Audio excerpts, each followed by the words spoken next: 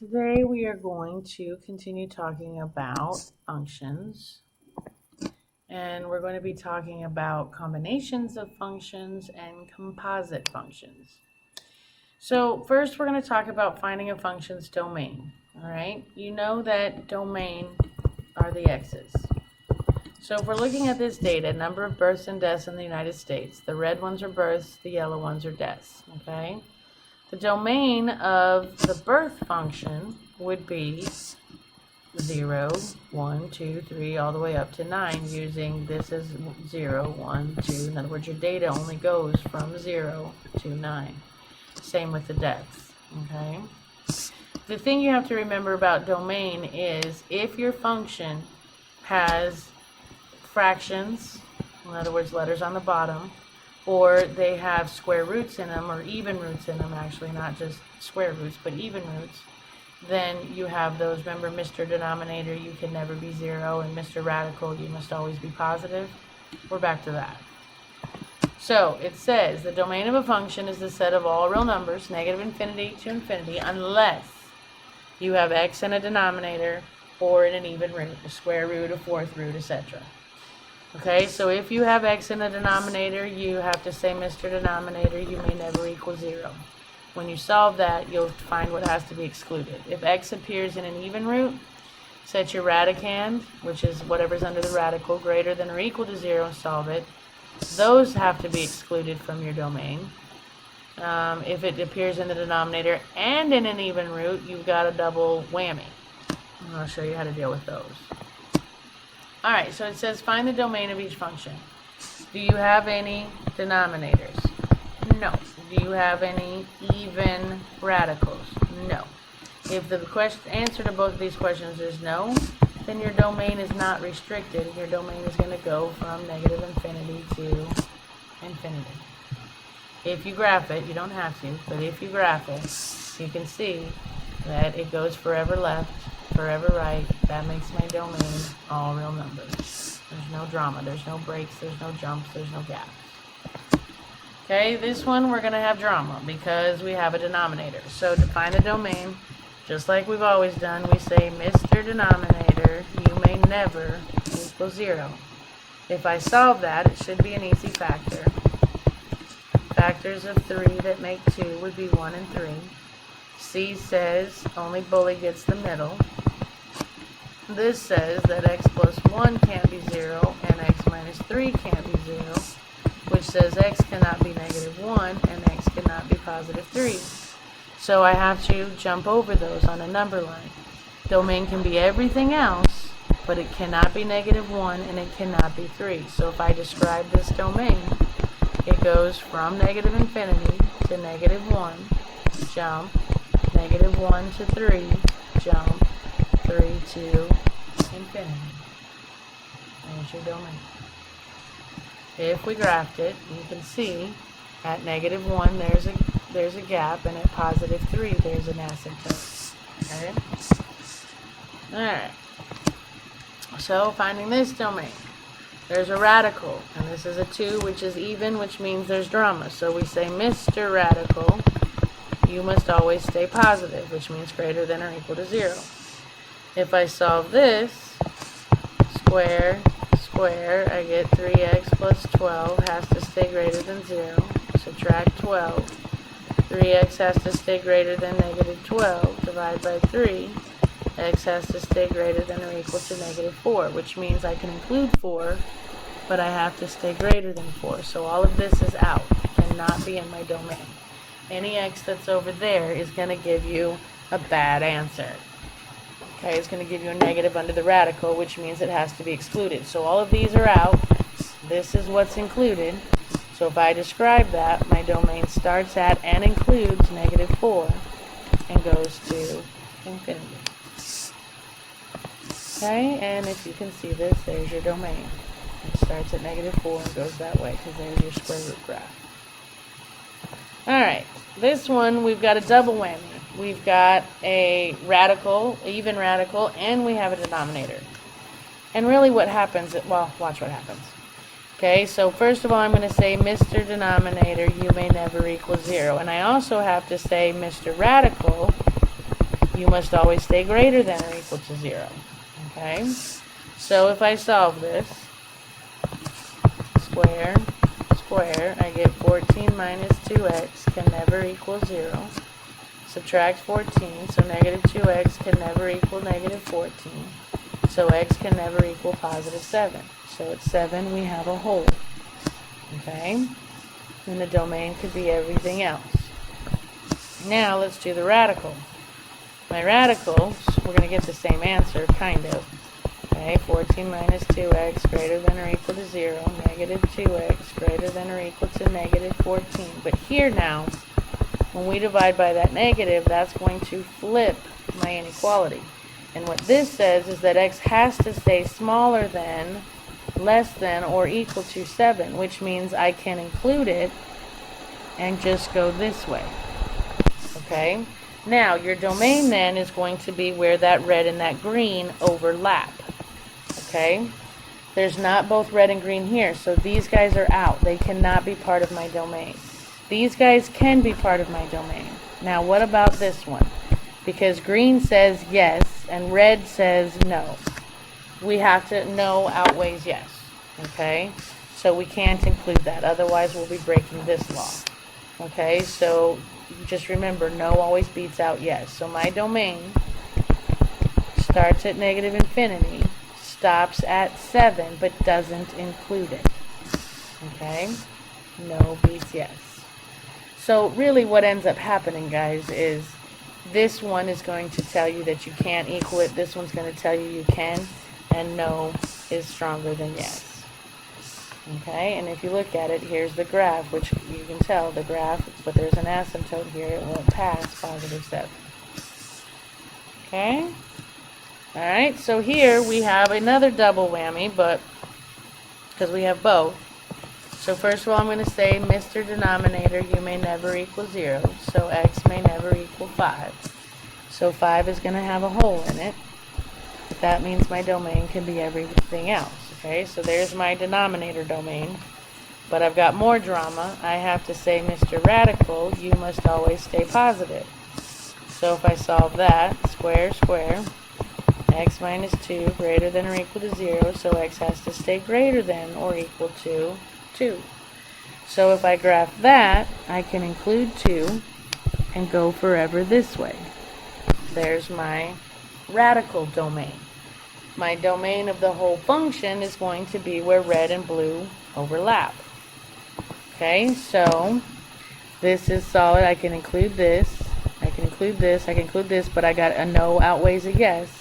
So I can color here, but I'm going to have to jump there, and I can color here all the way. That would be where there's both red and blue. So if I describe that domain, it starts at and includes 2, stops at 5, starts again at 5, and goes to infinity. Okay? And again, if you see, there's your, you got a 2, you got a little asymptote there. It doesn't even go past 2. So it starts here, right? And then you got to jump at 5, and then it continues on forever to infinity. Alright. Yeah, see, after 2, you got all these errors. And you got an error at 5. Alright, so now if you look at this one, I've got 2 denominators. I mean, you don't have, it doesn't say we have to simplify this, it just has to find the domain. Well, no denominator can equal 0. So I've got 2 restrictions, which says x can never equal negative 7, and x can never equal 9. So negative 7 is going to have a hole, positive 9 is going to have a hole, but I can color everywhere else. And if you can see on the graph, there's my asymptote at negative 7, there's my asymptote at 9. My domain goes from negative infinity to negative 7, jump, negative 7 to 9, jump, 9 to infinity. Okay? Alright, if we look at this one, we have to say, Mr. Denominators, you may never equal 0. If I solve this one, x squared can never equal negative 1, square root, x can never equal plus or minus I. which doesn't even exist, so this denominator doesn't cause me any drama. If I solve the other one, I say x squared can never equal 1, square root. X can never equal plus or minus 1. So I'm going to have a hole at 1 and a hole at -1, but can color everywhere else. So if I describe that domain, negative infinity to -1 union, -1 to 1 union, 1 to infinity. Okie dokie. Alright, this one, nasty denominator. You actually have two denominators. First of all, you have a denominator in a denominator. So that says that that denominator cannot equal 0. So we're going to have a gap there. Then you have the whole denominator, 3 over x minus 1, cannot equal 0 either. So 3 over x cannot equal 1. Add 1, right? Multiply by x. And this says 3 cannot equal x. So x can also not equal 3. So I'm going to have, you can color everywhere else but there. So my domain is going to go from negative infinity to 0, jump, 0 to 3, jump, 3 to infinity. Oh, I thought I graphed it. Sorry. Thought I had a graph of it. I did. Alright. That would be your domain. Alright, you try this one. Hit pause. Come back when you're ready.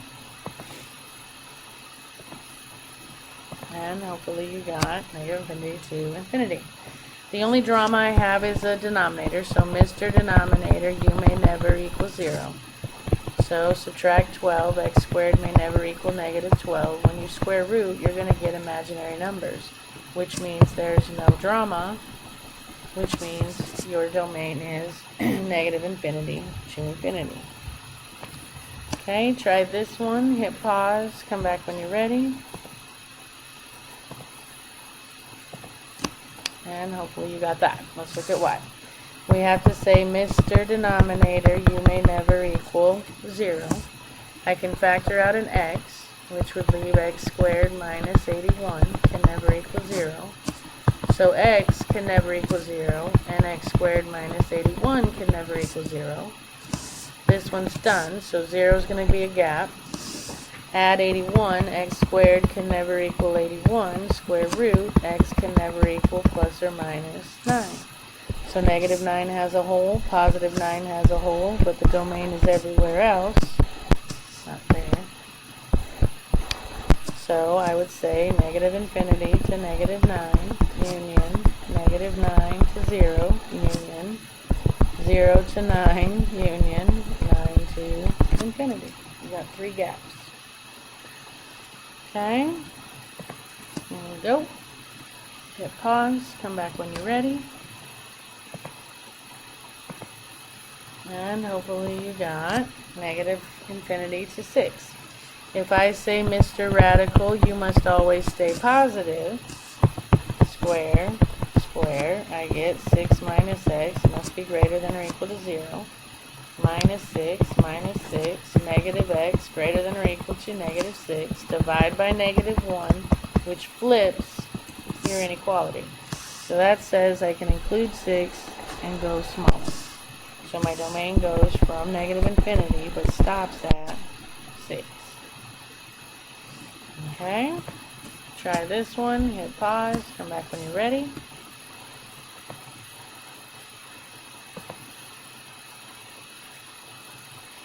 You got a double whammy here. Okay, so first of all I have to say, Mr. Denominator, you may never equal 0. And then I have to say, Mr. Radical, you must always stay greater than or equal to 0. So if I do, get my red back here, solve this one, square, square, x minus 4 cannot be 0, so x cannot be 4. So I've got a hole at 4. Okay, and that would say the domain can be everywhere else. To do my radical, square, square, x minus 4 must be greater than or equal to 0, so x has to be greater than or equal to 4. So I can include 4 and go this way. My final domain is where there's both red and blue. No wins, so that's got to stay no, but there's both red and blue here. So that would be my domain, which starts at 4 but doesn't include it, and goes to infinity. Okay? Do this one, hit pause, come back when you're ready.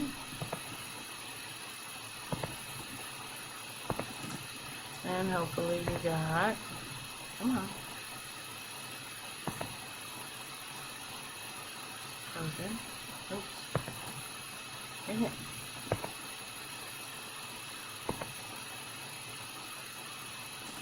Okay, let's not catch up. You would just say, Mr. Denominator, you may never equal 0. So x may never equal -8. So -8 has a hole, but the domain can be everywhere else. So you go from -infinity to -8, union -8 to infinity. Alright, so we really didn't answer any of the questions because we haven't talked about compositions yet, but we were combining functions using function operations. We were stating the domain and range of functions, not really composed functions. So we really haven't addressed any of these issues yet. Probably tomorrow. We just needed the basics today. So we are at homework, and I will see you